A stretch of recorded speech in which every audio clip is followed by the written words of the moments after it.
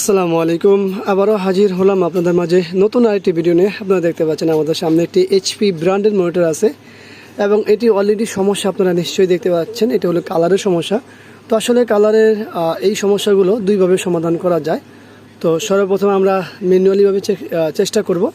ম্যানুয়ালিভাবে যদি হয়ে যায় তাহলে তো হয়ে গেল, আর যদি ম্যানুয়ালি কাজ করার পরও না হয় তাহলে সেটা হলো যে ইন্টারনাল, মানে আমাদের যে ভিতরে ভিডিও বোর্ড আছে সেইখান থেকে সমস্যা।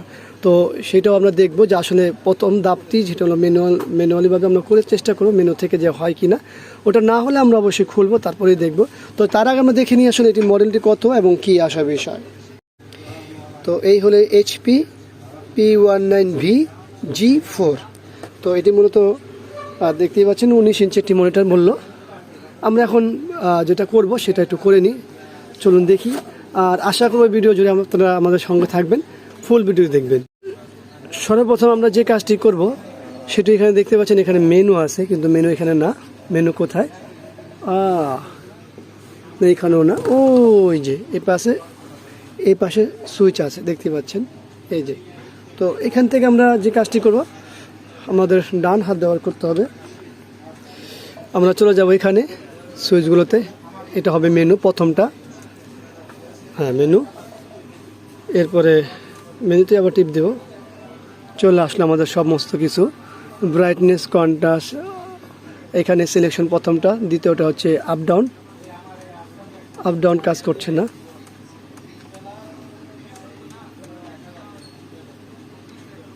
তো কাজ করে না, মেনু কাজ করে না। আচ্ছা, পাওয়ার লক হয়ে আছে, তার অর্থ আমাদের এটা খুলতে হবে। এটা আসলে ভিডিও বোর্ড থেকে না, এটা ভিতর থেকেই, কিন্তু এই মেনু সুইচগুলো হয়তো খারাপ আছে। কারণ এই যে টিপ দিলে কি হয়, এখন আবার কাজ করে না, দেখতে পাচ্ছেন। তাহলে আমাদের খুলতে হবে, চলেন আমরা খুলি। আর এই যে power button lock is lock, এইটাও আমরা পাওয়ার বাটন ইজ লক, এই সমস্যাগুলো একটা কারণে হয়ে থাকে। তো সব কিছু আমরা দেখাবো, আমাদের সঙ্গে থাকুন, দেখতে থাকুন। এই হলো ব্যাকপার্টটি খোলা, যেহেতু আমাদের আসলে মেনুটি কাজ করতেছে না। এই হলো মেনু। তো এখানে সুইচগুলো কিন্তু নর্মাল সুইচ না, এটি খুলতে হবে। এরপরে আসলে খোলার পরে বাকিটুকু বলা যাবে। তো খুলে নিই, এটি খুলে নিই, দেখি কি হয়।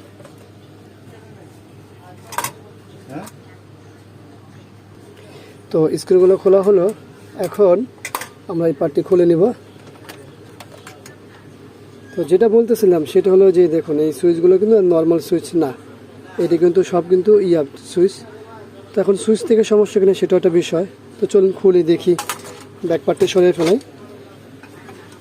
ব্যাকপার্টটি সরিয়ে ফেলানোর পরে আমাদের মূল এখানে চলে আসতে হবে। এই কথা, আমরা যে সুইচের উপরে পার্টটি আছে দেখতে পাচ্ছেন, যে টেপ সহ লাগানো থাকে, এগুলো খুলেছি। এখানে আসলে কোনো ময়লা নেই, কিছুই নেই, একেবারে ফ্রেশ। তো এটা সুইচ থেকেও কোনো সমস্যা না, তবে আমাদের রিসেট মারতে হবে, এটা হলো মূল বিষয়। আগে রিসেট মারলে আশা করি হয়ে যাবে। যেহেতু আমরা খুলেছি, আর একটু বেশি করে খুলে নিলাম, লাস্ট একটা বাকি আছে, ওটা খুলে নিই। তো আমরা এগুলো আগে পরিষ্কার করে নিব। যদিও ময়লা নেই, কোনো কিছু নেই, তা আমরা পরিষ্কার করব, যেভাবে হোক পরিষ্কার করব। তো চলুন, আমরা মনিটরটি খাড়া করেছি এবং এই যে আমাদের মেনুটি। তো এখন আমরা এটাকে রিসেট করব আগে সর্বপ্রথম ম্যানুয়ালিভাবে, যেহেতু আমরা মেনুতে সমস্যা পেয়েছিলাম। তো চলুন সর্বপ্রথম আমরা মেনু চাপবো। এই হলো আমাদের মেনু, চলে আসছে। এইখান থেকে আমাদের আসলে দেখে নিতে হবে যে কোনটা কি। এটাই মেনু, প্রথমটাই চলে আসে মেনু। এরপরে এটা হলো সিলেকশন আপ ডাউন। আমি এখন কি করব, ব্রাইটনেস না, আমি যাবো রিসেটে। তো রিসেটে যেতে হলে আমার আপ ডাউন টিপতে হবে, উপরে নিচে যেটা। আচ্ছা, এই দেখুন এখানে আছে কি ফ্যাক্টরি রিসেট, বিভিন্ন রকমের ল্যাঙ্গুয়েজ আগুন বাগরুম। তো আমরা এখানে সিলেকশন চলে যাব। এবার আবারও সিলেক্ট করব, এবার আবারও সিলেক্ট করব। এরপর আমরা হলো ইয়াস এবং নো যেটা আছে করে দেব। দেখুন, করার সাথে সাথে আমাদের কালার চলে আসে। তো এটা হলো ম্যানুয়ালি যে সিস্টেমটা, সেটা। এখন এখানে একটা সমস্যা আছে, সেটা কি চলে গেছে কিনা দেখি। পাওয়ার অন অফের দেখুন, পাওয়ারে কিন্তু এখনও পাওয়ার বাটন ইজ লক এই লেখাটি আসতেছে। তো এই লেখা আসলে আমাদের কি করণীয় আছে? এই সমস্যার জন্য আমরা বেশি কিছু করব না, ঠিক পাওয়ার বাটন যেটা আছে সেটাকে প্রেস করে ধরে রাখবো 30 সেকেন্ড, 15 থেকে 30 সেকেন্ড। আশা করি এর মধ্যে হয়ে যাবে, না হলে পরেরটা পরে দেখবো আমরা। কী লেখা আছে? Power button is unlock. আমাদের পাওয়ার বাটনটি আনলক হয়েছে। এখন আমরা চেক করি, সেটা হচ্ছে এই দেখুন আমাদের চেক হয়ে গেল। আবার অন করি, অন হয়ে গেল। তো আমাদের মূল কাজ যেটি সেটা কিন্তু সমাধান। যদিও এই মনিটরটি আমাদের ভিডিও বোর্ডে হাত দেওয়া লাগেনি, কিন্তু এই সমস্যা ভিডিও বোর্ড থেকেও হয়, ম্যানুয়ালি হয়।